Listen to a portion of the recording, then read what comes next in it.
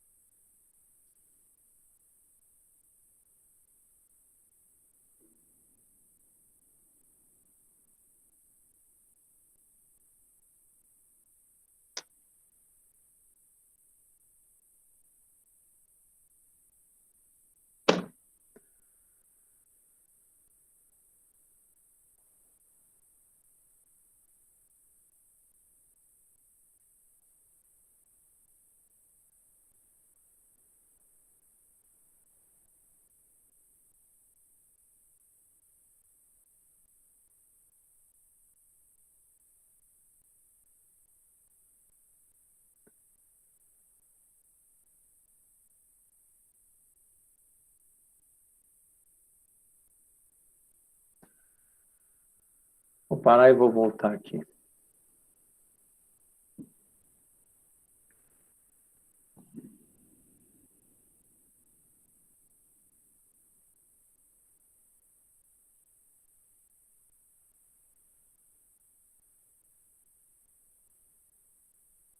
Vamos lá. Regra de 3 simples. Aqui tem um resuminho para vocês. Ó. Atenção. Regra de 3 simples. É um método de resolução de problemas que envolvem duas grandezas proporcionais, direta ou inversamente. A regra 3 simples, trabalho com duas grandezas. Regra de 3 composta que nós olhamos, mas eu não vou cobrar na avaliação de vocês agora.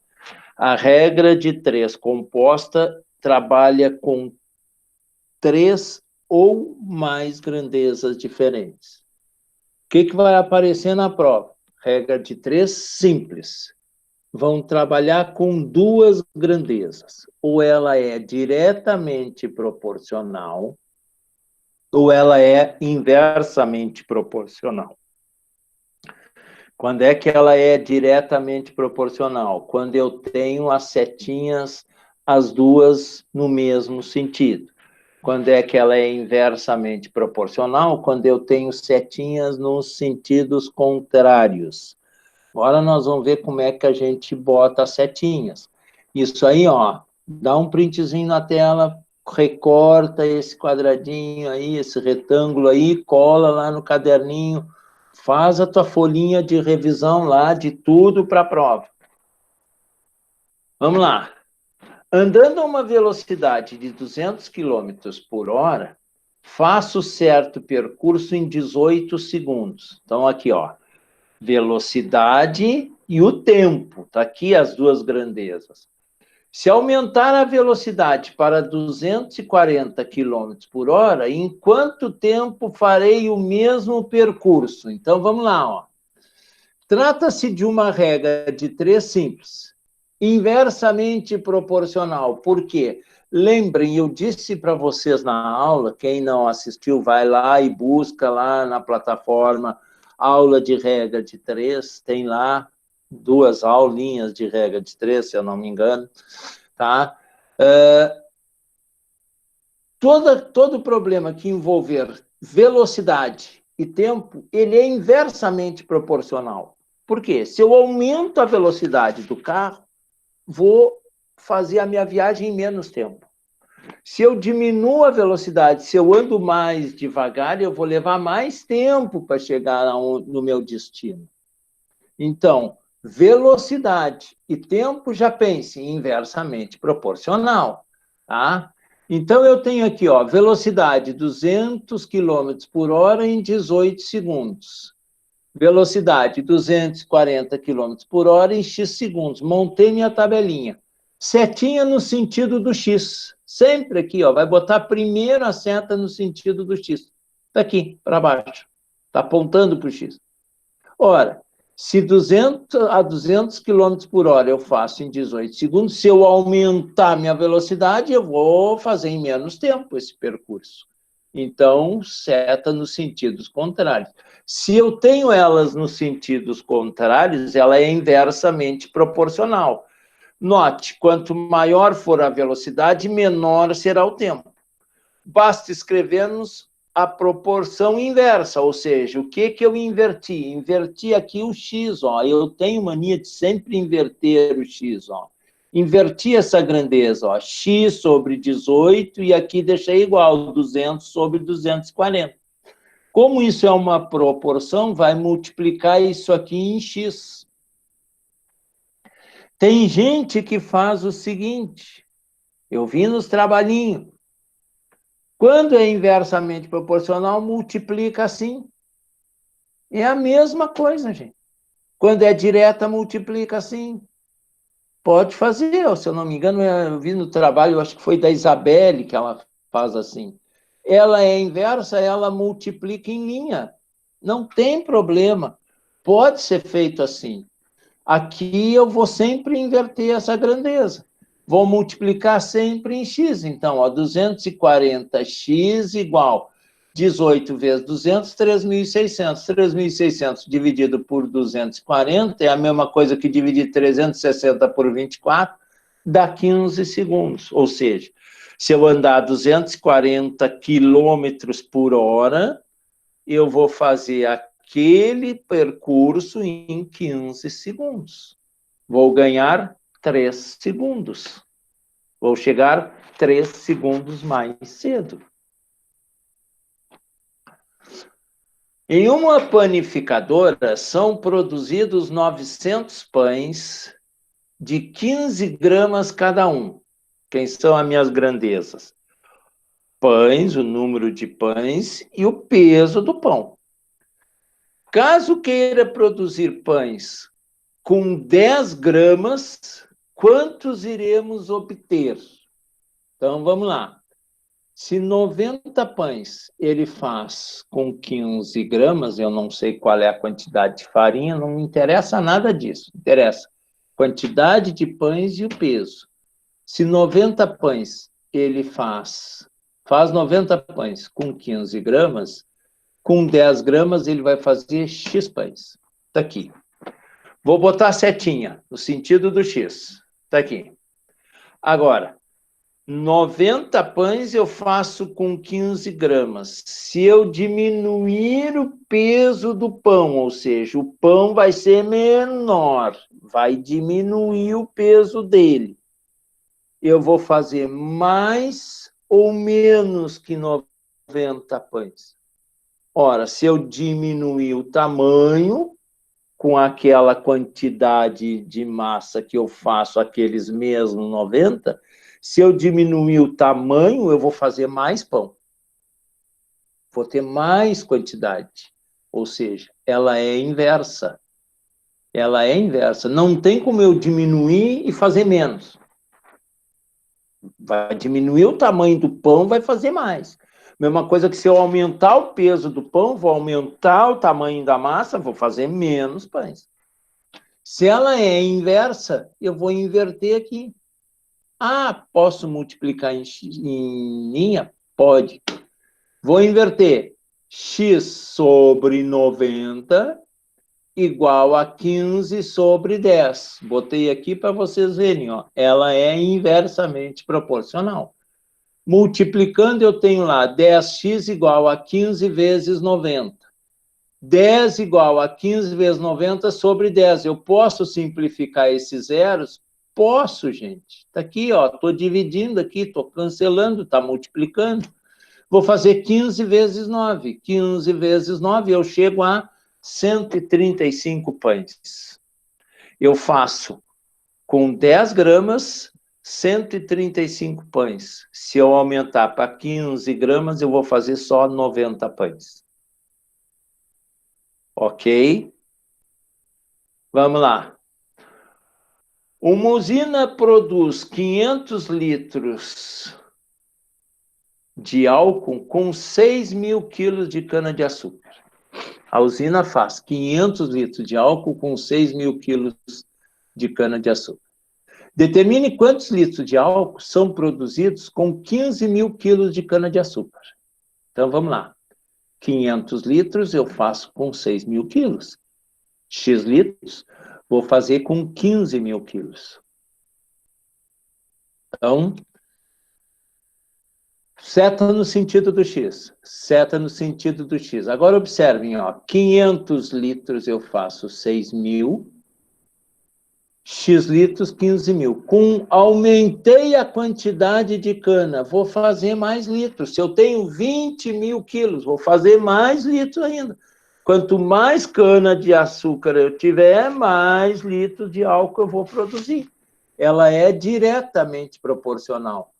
Se ela é diretamente proporcional, eu tenho lá, ó, 500 sobre X, agora não inverto nada. 500 sobre X igual a 3.000 sobre 15.000. Multiplicando isto em X... eu poderia ter cortado esses zerinhos aqui? Eu posso simplificar aqui. Vocês vão ver que eu vou simplificar agora, ó. 500 vezes 15.000 igual a 6.000 vezes X. 6x é igual a 500 vezes 15.000 sobre 6.000. Vou simplificar eles aqui. Já poderia ter tirado aqui, sem problema nenhum. Vou ficar com 500 vezes 15 divididos por 6. 7.500 dividido por 6, eu vou produzir 1.250 litros de álcool com 15.000 quilos de cana-de-açúcar. Alguma dúvida aí? Hein, gente? Perguntem agora. Não? Vamos adiante. Probabilidade. Que, diga-se de passagem, ontem eu pedi para vocês botarem lá no grupo o que quisessem, aonde tivessem dúvidas, e eu encontrei uma aluna só com dúvida, que é a Yasmin. A Yasmin me botou ontem lá, já tinha me falado na aula, e me botou de tarde lá no grupo, se poderia fazer revisão de probabilidade. Então, vamos lá. O que eu preciso saber em probabilidade, Yasmin? Olha aqui, ó. Que eu quero que ocorra sobre o que pode ocorrer, tá? Isso é o que tu precisa saber. Em cima vai assim, ó, o que eu quero que aconteça. Embaixo, o que pode acontecer? Te dando um exemplo bem simples. Se eu jogar um dado, eu quero jogar o dado, eu quero que saia o número 5. Num dado, eu tenho uma face com o número 5. Então, aqui em cima é 1. Uma face com o número 5. Quantas faces tem um dado? 6. Então, eu tenho 1/6. Tá? Essa é a minha probabilidade de eu jogar o dado e cair o número 5. Para eu jogar o dado e cair um número ímpar, eu já tenho números ímpares, eu tenho 1, o 3 e o 5. Então, eu já tenho 3 em cima sobre 6 embaixo. 3 números que me são favoráveis sobre 6 possíveis embaixo. 3/6, se eu simplificar, dá 1/2, essa probabilidade é de 50%. Então, se eu pegar um dado e jogar, eu tenho 50% de chance de tirar um número ímpar? Tem. Os outros 50% de tirar um número par. Os 50% não quer dizer que tu vai jogar, vai dar ímpar, e depois vai dar par, vai dar ímpar, vai dar par. Não, não é assim. A chance é esta. Não que na verdade, jogando os dados, ocorra isso. É probabilidade, não é o que vai ocorrer. Uma probabilidade que eu sei que vai ocorrer é se eu jogar um dado e querer um número menor que 7. Quero um número menor que 7, me serve 1, 2, 3, 4, 5, 6. Essa probabilidade eu sei que vai acontecer, porque qualquer número que sair me serve. Essa é a certeza de 100% de chance. Mas observem a pergunta. Jogar um dado e obter um número menor que 7. Como a mesma coisa. 0% de chance. Se eu perguntar, se eu jogar um dado e cair um número maior ou igual a 7, quando é que vai ocorrer isso? Num dado de 6 faces, nunca. Não sei que seja aqueles dados daquele joguinho de RPG, uma coisa assim, uns dadinhos até bonitinhos que tem. Tem uns octaedros, icosaedros, que são os dados de 8 faces e 20 faces. Aí é outro problema. Ah, não me lembrei desses dadinhos, senão tinha feito uma pergunta com isso na prova. Deixa para a próxima. Vamos lá. Isso aqui eu peguei lá do simulado, aquele de vocês, que eu botei para vocês fazerem lá. Considerando o sorteio de uma carta de um baralho comum, podemos afirmar que a probabilidade de se tirar um número par de naipe preto é... Isso estava lá no simulado. Vou resolver com vocês. Quais são os naipes de um baralho? Paus, ouros, copas e espadas. Aqui estão os 4 naipes. Paus, ouros, copas e espadas. Os pretos são paus e espadas. Ele quer tirar um número par de naipe preto. Números num dados, no baralho, é 1, não é nem o 1, 1 não tem, né? É 2, 3, 4, 5, 6, 7, 8, 9, 10. Vamos arrumar isso aqui, porque o 1 não existe lá no baralho. Tá? Então, eu tenho isto aqui lá no baralho. 2, 3, 4, 5, 6, 7, 8, 9, 10. Aí tem o valete, a dama, o rei e o as. Aqui. 9, 10, 11, 12, 13 cartas de cada naipe. Está aqui as 13. Isso aqui não são números. Isso aqui são figuras. Tá? Total, 52 cartas. 13 cartas de cada naipe. Ele quer um número par preto. O que eu tenho par? 2, 4, 6, 8 e 10. Eu tenho 1, 2, 3, 4, 5 números pares. Então, vou ter 5 números pares, que são cartas de paus, mais 5 números pares, que são cartas de espadas. Na verdade, eu tenho 10 cartas pares de naipe preto. 10 é o que me serve, sobre um total de 52. Está aqui a minha probabilidade, 10, 52 avos. Se eu simplificar isto aqui, se eu dividir por 2, isto dá 5, 26 avos. Não dá mais para simplificar, mas se eu dividir o 5 por 26, dá 0,192, aí me dá uma dízima não periódica. Se eu multiplicar isto aqui por 100, ou seja, andar a vírgula 2 casas para cá, vai ficar 19,2%. Como aquela casa após a vírgula é abaixo de 5, eu arredondo isto para 19%. Aqui estava a resposta do simulado de vocês. Eu tenho 19% de chance de meter numa pilha de 52 cartas de um baralho, eu puxar uma carta que seja um número par preto. Tem 19% de chance. Se eu perguntar de tirar um número ímpar, eu tenho 1, 2, 3, 4. Então, eu tenho 4 de paus, 4 de espadas, eu passo a ter 8, 52 avos. Já vou simplificar, vai ficar 4, 26 avos. Aí, já vou ter que dividir 4 por 26. Ó, já vou aproveitar, vou fazer aqui na minha calculadora aqui para vocês. Ó. 4 divididos por 26... Da 0,1538 vai ficar aproximadamente 0,15, vai ficar 15%. 15% de sair um número ímpar. 19% de sair um número par de naipe preto. A mesma coisa vai ser com o naipe vermelho. Tá?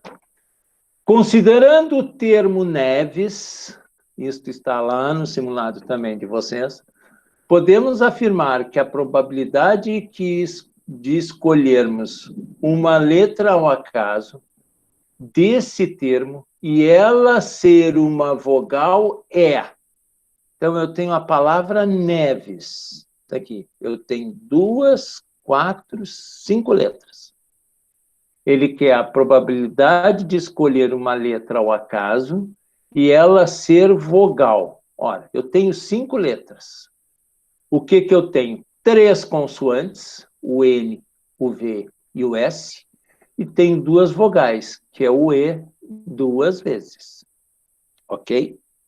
Ora, se eu tenho o E 2 vezes, eu tenho 2 vogais que eu posso escolher. Eu posso escolher esse aqui ou este aqui. Sobre 5 letras. Então, escolher uma vogal vai ser a probabilidade 5 quintos. 2 quintos. Está aqui a minha probabilidade. 2 vogais sobre 5 letras possíveis. Está aqui. E agora, se a letra for consoante, está aqui, eu tenho 3 consoantes, minha probabilidade, 3 consoantes sobre 5 letras, 3 quintos. Lembrem-se, essa soma aqui, ó, tem que dar 5 quintos, que vai ser a parte inteira da minha fração, tá? Somando vai dar o total de letras que eu tenho. Eu espero ter tido as dúvidas da dona Yasmin. Sim ou não? Sim. Obrigado, Yasmin. Então, olha aqui, ó.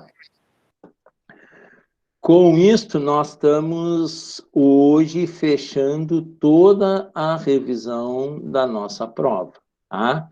Tudo que nós revisamos, vamos parar de